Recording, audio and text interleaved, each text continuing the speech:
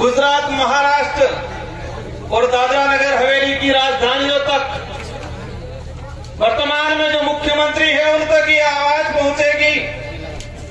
और आज का जो जनसैलाब जो पहुंचा है ये गूंज दिल्ली तक भी पहुंचेगी।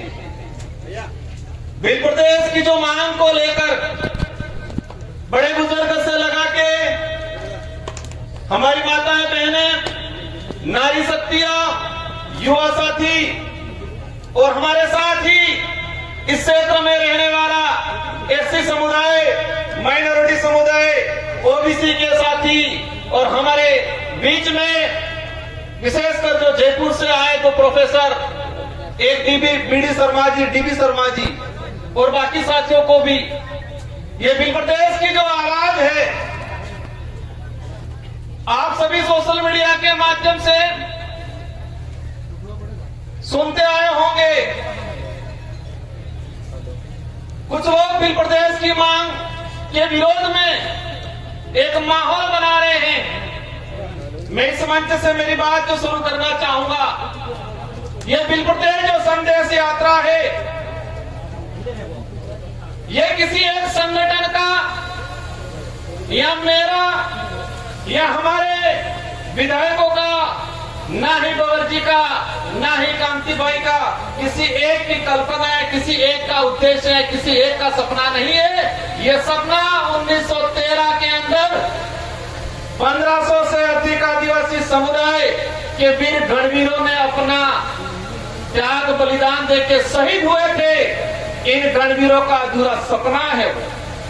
उस समय से मांग चली आ रही है। ये बात इसलिए बताना चाह रहा हूं कि 2-3 दिन से मीडिया में, सोशल मीडिया में, प्रिंट मीडिया में माहौल बना हुआ है। विरोधी लोग माहौल बना रहे हैं। राष्ट्रीय पार्टियों के नेता बिल प्रदेश की मांग को गलत ठहरा रहे हैं, लेकिन उनको इतिहास में जाना चाहिए। इतिहास की कुछ जानकारी भी है इन लोगों को, लेकिन उनके दिमाग में क्या है कि भोला पाला आदिवासी समुदाय है, इस समुदाय को झूठा इतिहास पढ़ा देंगे, झूठा इतिहास लिख देंगे। वो झूठा इतिहास लिखा हुआ किताबों में पढ़ लेंगे, वो भूल जाएंगे बिल प्रदेश का सपना। इतिहास की जो बात आती है आप सबने देखा होगा, मेरे पूर्व भौरदादा ने बताया 1200 ईस्वी में सलूम्बर से लगा के 1600 ईस्वी कुशलगढ़ तक की जो राजा थे, आप सबने देखा होगा भारत देश का जो इतिहास है 500 ईस्वी से लगा के 1600 ईस्वी तक के बीच का इतिहास किसी किताबों में विस्तृत नहीं पढ़ाया जाता है। हमें पढ़ाया जाता है 1600 के पीछे का विस्तृत इतिहास, और इससे भी ज्यादा पढ़ाया जाता है 5000 साल पुरानी काल्पनिक कहावतों को पढ़ाया जाता है किताबों में। आज से 2000 साल पुरानी किताबों पाठ्यक्रम को किताबों में नहीं पढ़ा रहे, 1000 साल पुरानी पाठ्यक्रमों में नहीं पढ़ा रहे, लेकिन 5 से 10,000 साल पुराना इतिहास पढ़ाया जा रहा है। इसी तर्ज पे आजादी से लेके आज तक बिल प्रदेश की जो मांग उठी थी, इस मांग को दबाने का काम किया है।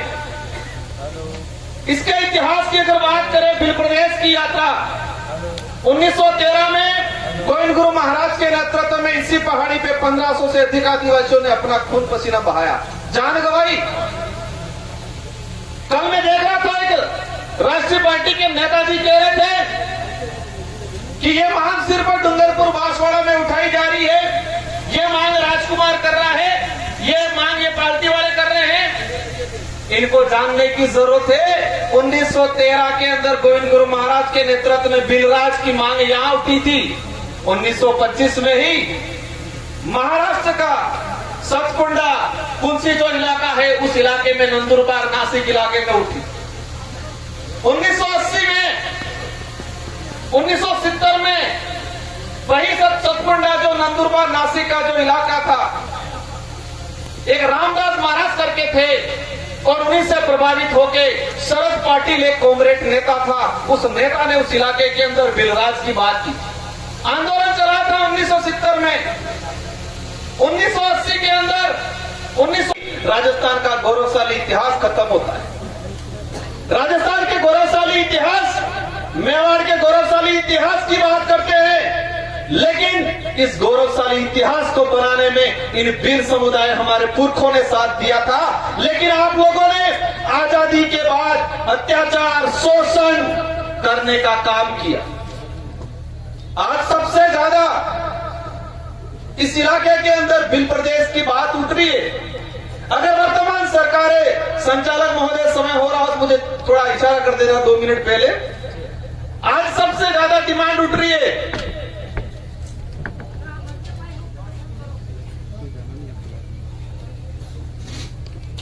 सबसे ज्यादा भिल प्रदेश की जो डिमांड उठ रही है,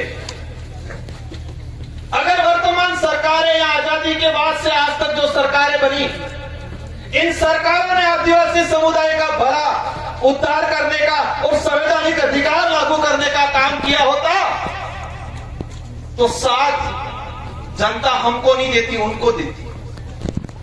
आज ये काम कर ले, इस मंच से हम कहना चाहेंगे, जो भिल प्रदेश के विरोध में जो नेता हैं या कांग्रेस या बीजेपी के, भिल प्रदेश के विरोध में एक सम्मेलन करके दिखाओ, हम देखते हैं कितने लोग आते।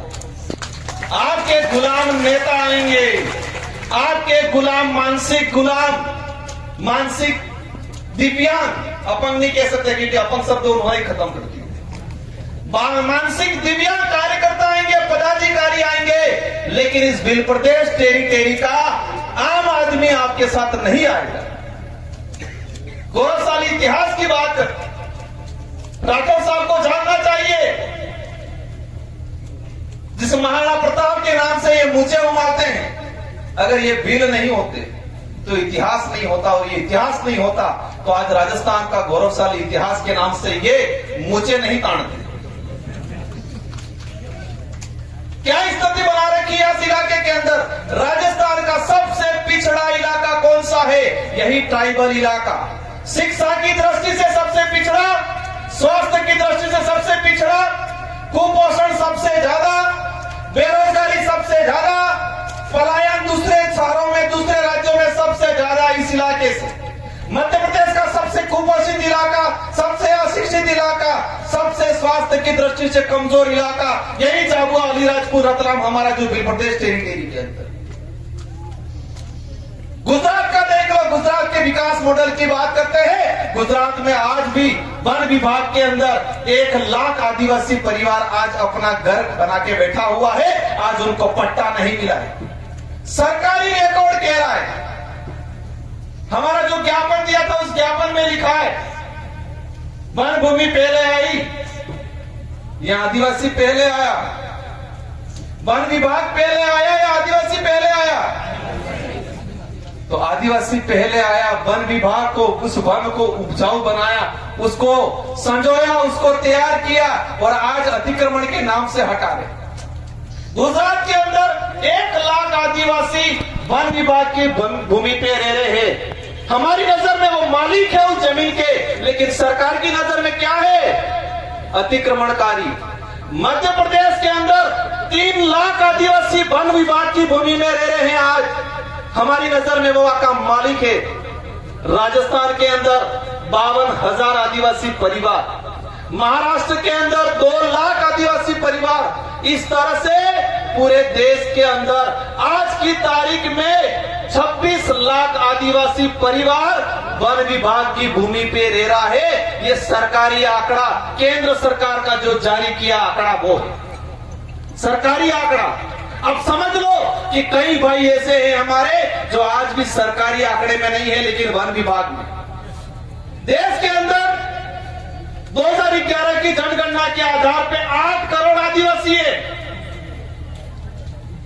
सॉरी 8%, मतलब 13-14 करोड़। और आज की तुलना में, आज के समय में हम काउंट करते हैं तो 17 से 18 करोड़ आदिवासी देश के अंदर है। और वन विभाग की भूमि पे इसमें 1.5 से 2 करोड़ आदिवासी आज भी वन विभाग की भूमि। भिल प्रदेश की धरती पे 30% जनसंख्या आज भी राजस्व भूमि, मतलब राजस्व या चारागाह की भूमि पे आज मकान बना के बैठे। हमारा भाई आजादी से पहले मेरे हमारे घर के आसपास से गई तो कहते थे यहाँ पर पानी पी के गए, हुआ था वहां 1913 में। उस समय से हमारे वहां बात का मकान बना हुआ है, कई मकान आज भी बिलाना में। सरकार आके कहती है आप अतिक्रमणकारी हो। आज देखा जाए कुछ लोग कहते हैं जाति के नाम से राज्य नहीं बन सकता, मान गए जाति के नाम से राज्य नहीं बन सकता, फिर आप धर्म के नाम से देश बनाने की बात क्यों करते हो? जाति के नाम से राज्य नहीं बन सकता, मान गया मैं, फिर धर्म के नाम से हिंदू राज बनाएंगे, ये बात क्यों करते हो? क्योंकि इस देश के अंदर सभी धर्म के लोग रहते हैं, सभी जातियों के लोग रहते हैं। बिल प्रदेश जो डिमांड है वो डिमांड सांस्कृतिक आधार पे है। संविधान की अंदर अनुच्छेद 2 में 3 में भाषाई आधार पर राज्य बन सकता है।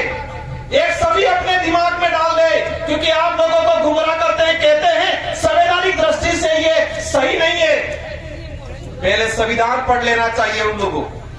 भाषाई आधार पे राज्य बनता है। डूंगरपुर नो कालियो न दाहोद नो कालियो हर का बोले नहीं बोलता है। सांस्कृतिक आधार पे राज्य बनता है। बांसवाड़ा नो कालियो न्याय जाबुआ नो कालियो न रतलाम नो कालियो हर का के कपड़ा पहने नहीं पहनता है। भौगोलिक आधार पे इस इलाके का आज दिल्ली की तरफ से लोग आते हैं, नॉर्थ ईस्ट के लोग आते हैं, उधर साउथ के लोग आते हैं, क्या कहते हैं राजस्थान तो रेगिस्तान होगा ही समझ रहे हैं अपने इलाके में आके। राजस्थान को किस नाम से? रेगिस्तान के नाम से परिचित करते हैं। और ये एक बात सही है, अगर इस इलाके में भील समुदाय नहीं होता तो राजस्थान का जो गौरवशाली इतिहास की बात करते हैं, आज सही है, हकीकत है, हमें भी गर्व है, हमारा राज्य है आज वर्तमान में गौरवशाली राज्य राजस्थान, वीरों का राज्य, बहादुरों का, बलिदानकारियों का राज्य माना जाता है राजस्थान। अगर हल्दी घाटी का युद्ध नहीं हुआ होता, मानगढ़ पे 1500 आदिवासी शहीद नहीं हुए होते, तो आज के समय में राजस्थान को गौरवशाली राज्य नहीं कहते, क्या बोलते? रेगिस्तानी राज्य ये कहा जाता है। अगर भीलों ने त्याग बलिदान, उनका खून पसीना हल्दी घाटी में अकबर की सेना को उल्टे पैर नहीं भगाया होता, तो राजस्थान को वीरों की धरती नहीं, रेगिस्तान की धरती से धरती के नाम से जाना जाता है। इतना बड़ा बलिदान भूल गया। आज आदिवासी समुदाय का विरोध करते हैं। मेरी नजर में और मेरी नहीं, सबकी नजर में जो आदिवासी समुदाय का विरोधी है वो सब विदेशी है, ये मान सकते हैं हम लोग। जो आदिवासी समुदाय का अत्याचार शोषण करता है, जो आदिवासी समुदाय के साथ खिलवाड़ करता है, वो इस देश का बीज नहीं हो सकता। क्योंकि आदिवासी समुदाय मानवता में विश्वास करता है। और एक बात की भी ठान लेना है, कई नेता आदिवासी हैं तो पन्नालाल फन्नालाल, कई अधिकारी आदिवासी हैं। आदिवासी होना भी जरूरी नहीं है, आदिवासी होने से ज्यादा आदिवासियत होना जरूरी।